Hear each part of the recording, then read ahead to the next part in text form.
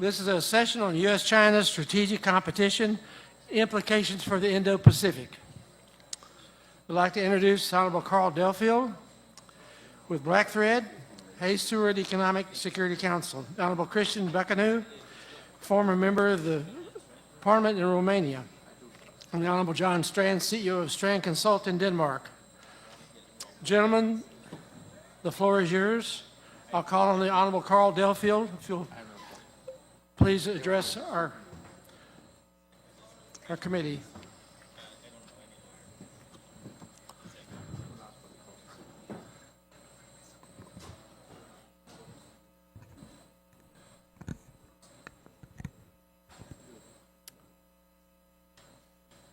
Hello, everyone.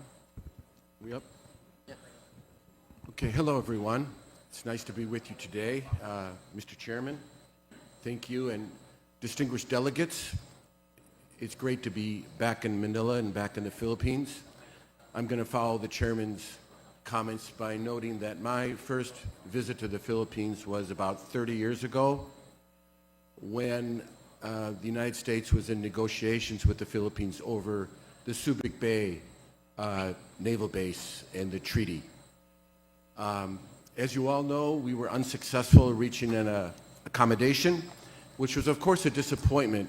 But more importantly, our alliance and our friendship continues and continues to this day. And now we're at a totally different time. Our interests are very much aligned regarding China. And I also wanted to comment that the last time I was in this complex was when I met with Speaker Mitra, which some of you will remember. I remember he was such a colorful personality, and he gave me a NARA box with the congressional seal, which is still on my desk today. So I have very fond memories of my time coming here. After the negotiations, I stayed on as a U.S. director at the Asian Development Bank, where, of course, I was able to travel all over the Philippines. And you're such a great host country for the Asian Development Bank. And I know your participation with the bank continues. Now, regarding the U.S.-China rivalry, I'd like to second Speaker Romalda's statement that we do not seek conflict. The goal is peace, prosperity through deterrence. Whether we keep the peace really depends on the choices we make. By that I mean not just the United States, but the United States and the Philippines and our allies and partners in the region. Now, there's big choices and there's small choices. One example of a small choice is when I got up this morning, I had two tie choices. One was a much more colorful tie than this, but I noted it was made in China. So I went with this, which was given to me by my son. It's a Brooks Brothers tie made in New York with fabric imported from England. So I thought it was the safer choice. Now, as I went on my speaking tour regarding to my recent book, Power Rivals, the most common question I got is, are we in a second Cold War with China? And I would say, in short, we are, but it's a very different Cold War than the one with the Soviet Union.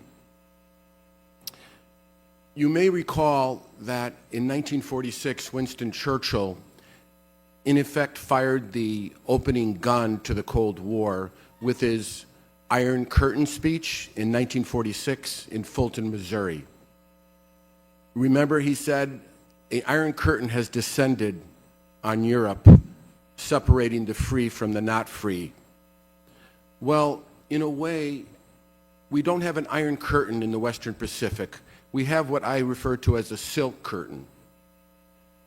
In a way, it's more challenging and more dangerous in three ways.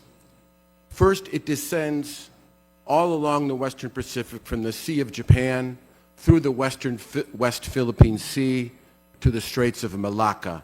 So it's an enormous distance.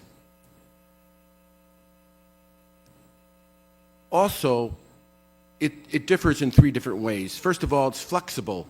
So it moves to and fro depending on the winds of change, events, and alliances, which are constantly shifting.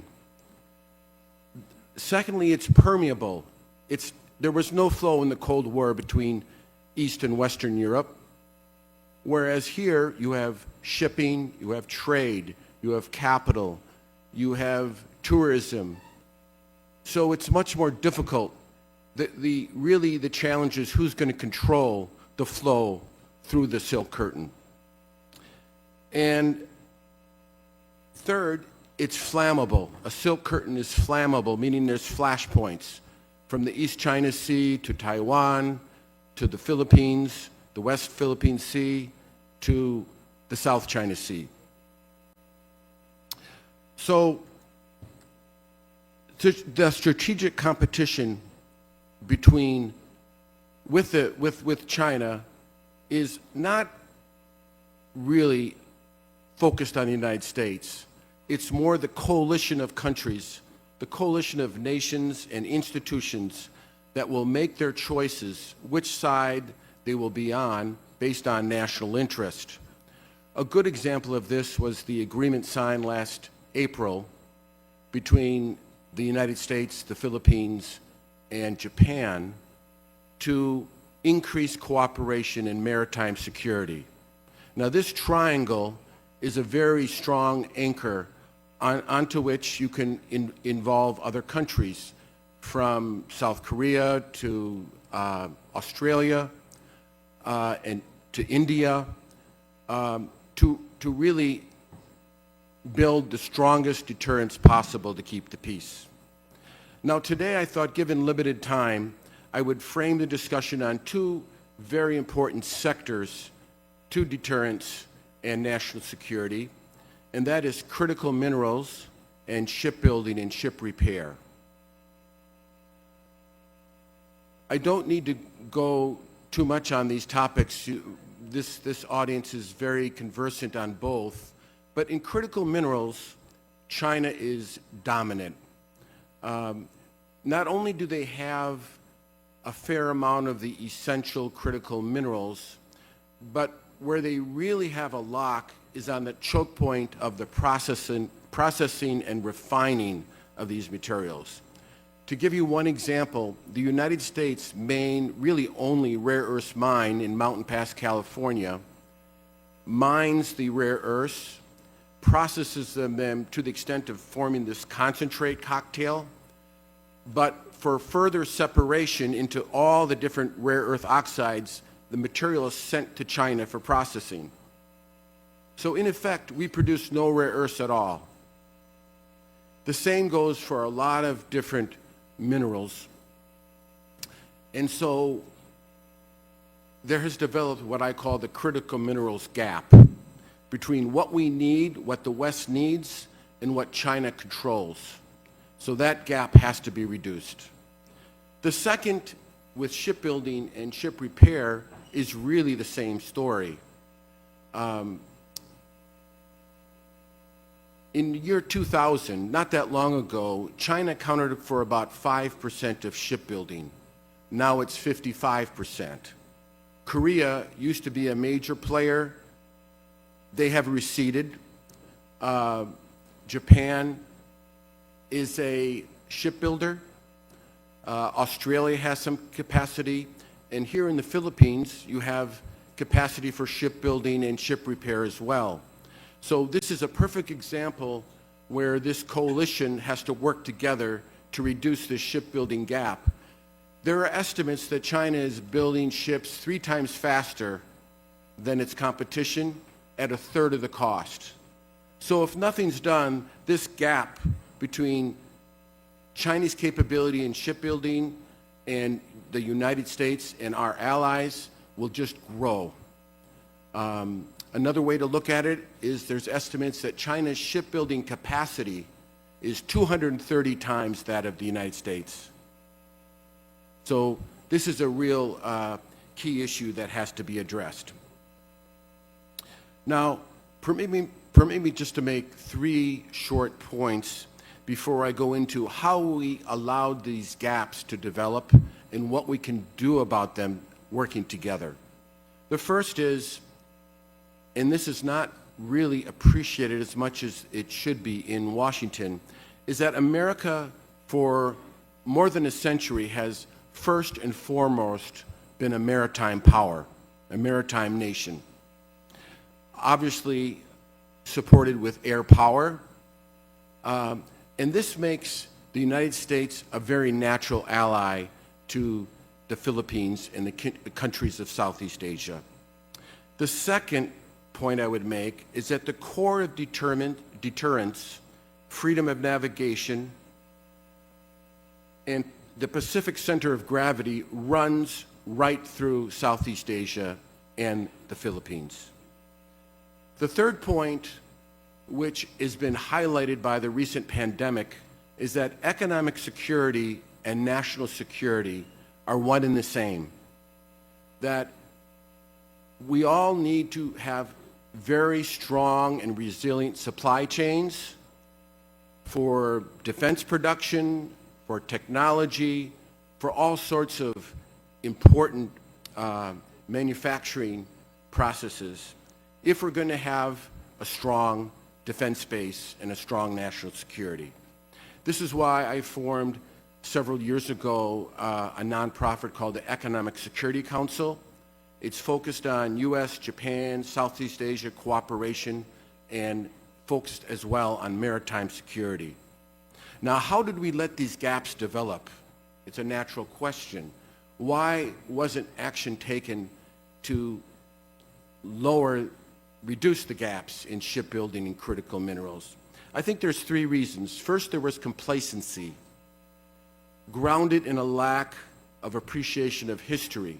It was inevitable that China would be able to leverage its long-term thinking, its lower costs, its scale, and speed to accelerate its production of rare earths, critical minerals, and shipbuilding.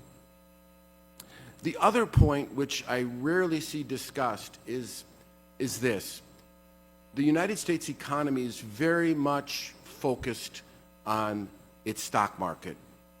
And its financial markets and stock market, of course, is the envy of the world. It's one of our major strengths. But in certain strategic sectors, it is a vulnerability. The reason for that is that capital, investment capital, will seek the highest return at the lowest risk. So, to give an extreme example, software, for example, NVIDIA stock, is very attractive. Low capital requirements, huge profit margins, pretty quick return on capital, and so that's where capital goes. What do shipbuilding and critical minerals, mining share? Huge capital requirements, very long period of return, 10 years, 15 years, high risk in terms of all the different supply chain risks. So it tends to be neglected, and capital does not seek it out. And that's where governments need to work with the private sector, and I think the chairman will acknowledge that that's what's happening now in the United States. But there's a lot of work to do. Okay, let me turn to what we can do to close the gaps.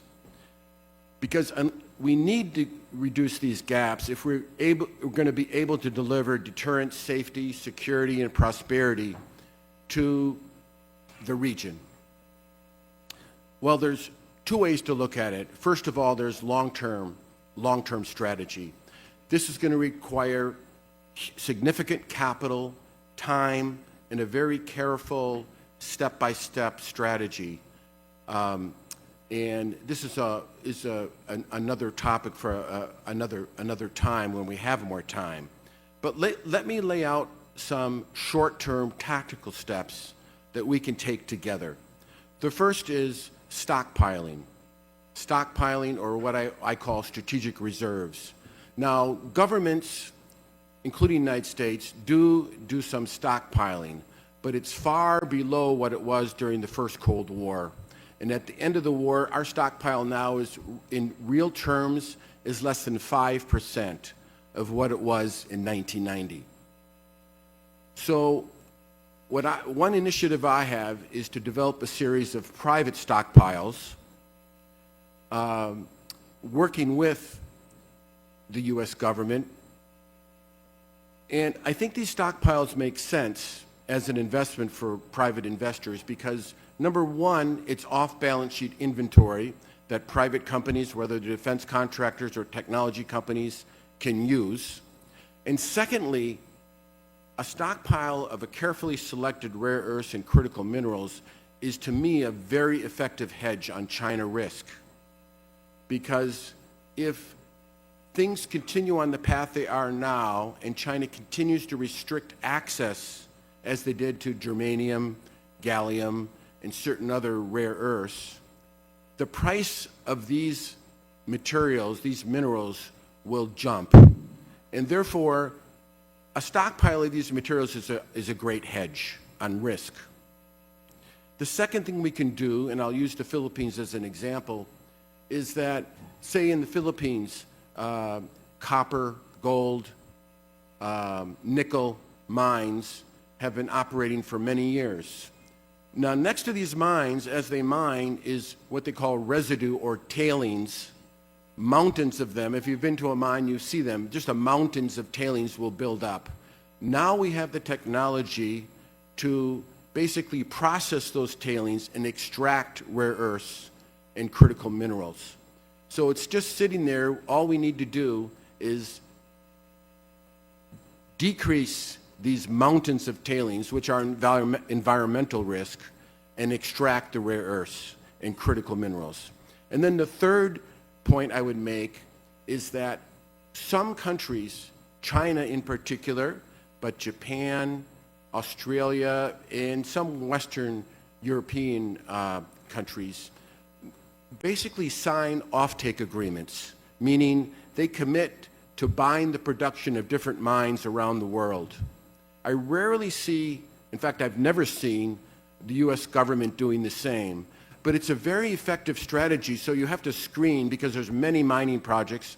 You pick the best ones, and then you sign an agreement with the owner so that when they produce that material, that mineral, you have legal access to it.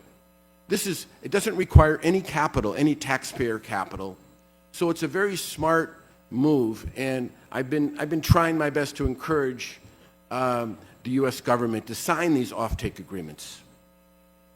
Now, shipbuilding and repair, I'll just be brief here because we want to get to the other, my colleagues' talks. But shipbuilding and repair absolutely requires a coalition, an allied coalition, including the Philippines, Japan, Australia, India, South Korea. It's got to be, everybody has to be working at this collectively because of the advantages that China has in this regard.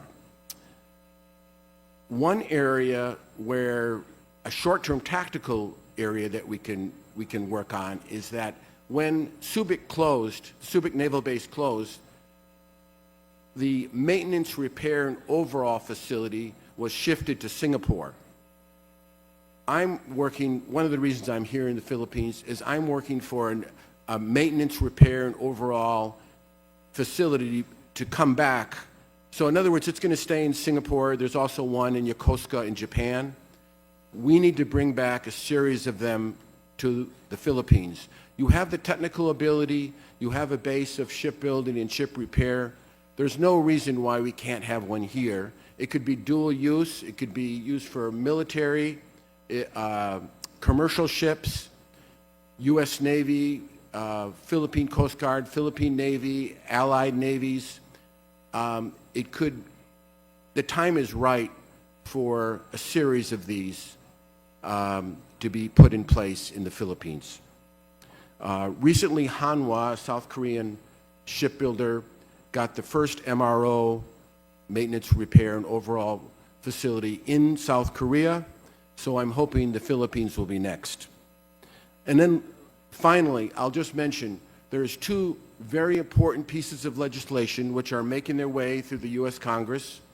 One, the short title is the Shipbuilding Act, which is focused on shipbuilding infrastructure. And the second is the Critical Minerals Act. And so as they move through Congress, we need to know what's in the content of this legislation and see if it can help us solve these gaps which we've discussed today.